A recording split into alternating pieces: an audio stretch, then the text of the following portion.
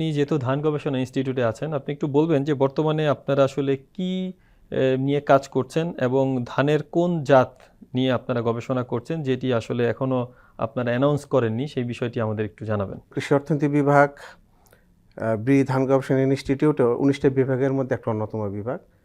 এর প্রধান কাজটা হলো যে বাংলাদেশ ধান গবেষণা ইনস্টিটিউট এ যাবৎ যতগুলি ধান জাত এবং প্রযুক্তি অবমুক্ত করেছে সেগুলির একটা ফিডব্যাক নিয়ে আসা, যে এই প্রযুক্তিগুলি মাঠে গিয়ে কৃষকের জীবনমান উন্নয়নে কতটুকু সহযোগিতা করলো, সাহায্য করলো, এর ফিডব্যাকটা এনে আমাদের কর্তৃপক্ষদেরকে দেওয়া। আচ্ছা, আর অন্যদিকে হলো যে মানে আপনাদের এখন কোনো কিছু স্পেসিফিক নতুন জাত নিয়ে গবেষণা চলছে না? হ্যাঁ, নিঃসন্দেহে চলতেছে।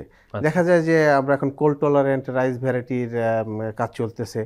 তারপরে হলো যে স্ট্রেস টলারেন্ট বলতে এখানে আমরা যেমন বন্যা সহনশীল, খরা সহনশীল, তারপর লবণাক্ততা সহনশীল ধানের জাত নিয়ে আমাদের গবেষণা কার্যক্রম চলমান আছে।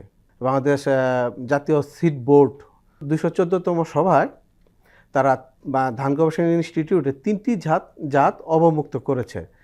তার মধ্যে বৃধান 112, যেটা আপনার আমন মৌসুমে লবণাক্ত এলাকার আমন মৌসুমের জন্য উপযোগী করে তৈরি করা হয়েছে, যার ফলন আপনার 4 টন থেকে 6.5 টন পর্যন্ত ফলন দিতে সক্ষম।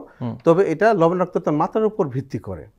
বৃধান 113, যেটা হলো আপনার আমরা ফেভারেবল এনভায়রনমেন্ট বলি, যে এই এনভায়রনমেন্টে দেখা যাচ্ছে যে আমরা সবাই জানি যে বৃধান 28, 29-এর মতো 8 থেকে 10 টন ফলন দিতে সক্ষম এই ধানের জাত, এবং তার জীবনকাল হলো 143 দিন। এটা যারা বৃধান 29 চাষ করেন তাদের জন্য এটা একটা ভালো অপশন হতে পারে। আচ্ছা, আর এটা হলো বড় মৌসুমের জাত। আর আরেকটা বড় মৌসুমের জাত যেটা অবমুক্ত করা হয়েছে এটা হলো যে বৃধান 114, যেটা হলো ব্লাস্ট প্রতিরোধী জাত। এই ব্লাস্ট প্রতিরোধী জাত এই জন্যেই আমরা অবমুক্ত করেছি যে আপনারা জানেন যে বৃধান 28, 29-এ ব্যাপকভাবে ব্লাস্ট আক্রান্ত হয়েছে, যে কারণে আমাদের ফসল এবং ফলন দুটোই কমেছে।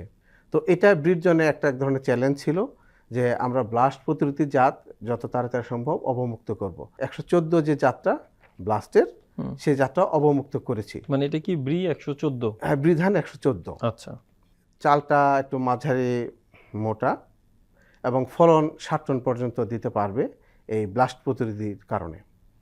তো আশা করতেছি যে কৃষক এটা সাদরে গ্রহণ করবে এবং তারা এতদিন যে ক্ষতিটা হয়েছে ব্লাস্টের আক্রান্ত হয়ে, আশা করি সেই ক্ষতিটা পুষিয়ে নিতে পারবে অদূর ভবিষ্যতে। আপনারা যেহেতু গবেষণা করেন এবং নতুন নতুন জাত নিয়ে আপনারা কাজ করেন, আবার আপনি আছেন কৃষি অর্থনীতির সাইডটা আপনি দেখছেন, তা আসলে ধান উৎপাদন আমাদের এই কৃষি অর্থনীতিতে কতটা প্রভাব রাখছে, কতটা ভূমিকা রাখছে? 1971 সালে ছিল সেটা প্রায় 10 মিলিয়নের মতো, এখন আমরা পেয়েছি 40 মিলিয়ন, অর্থাৎ আমরা 4 গুণ ধানের উৎপাদন বাড়াতে সক্ষম হয়েছি। আর 71 সালের পরে আমরা যদি হিসাব করি আমাদের কিন্তু দারিদ্রতার হার কিন্তু ছিল 70%-এর উপরে। তখন আমাদের কিন্তু একটা বড় চাহিদা ছিল আমাদের খাদ্যের যোগান দিতে হবে। কিন্তু বর্তমানে আমরা কিন্তু দেখা যাচ্ছে যে এখন দারিদ্র্য সীমা কিন্তু 18%-এর নিচে নেমে আসছে।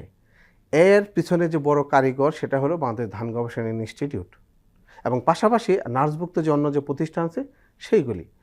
এই যে 50 বছরের উপরে ধান গবেষণা নিরলস প্রচেষ্টার ফলে আমরা কিন্তু এই দারিদ্রতা কমাতে সক্ষম হয়েছি এবং আলটিমেট কৃষি অর্থনীতির যে বিষয়টা সেটা কিন্তু আমরা যে বাংলাদেশের সার্বিক অর্থনীতিতে একটা তাৎপর্যপূর্ণ এবং গুরুত্বপূর্ণ ভূমিকা পালন করে আসতেছে এবং বর্তমানে কিন্তু আমরা খাদ্যের স্বয়ংসম্পূর্ণ।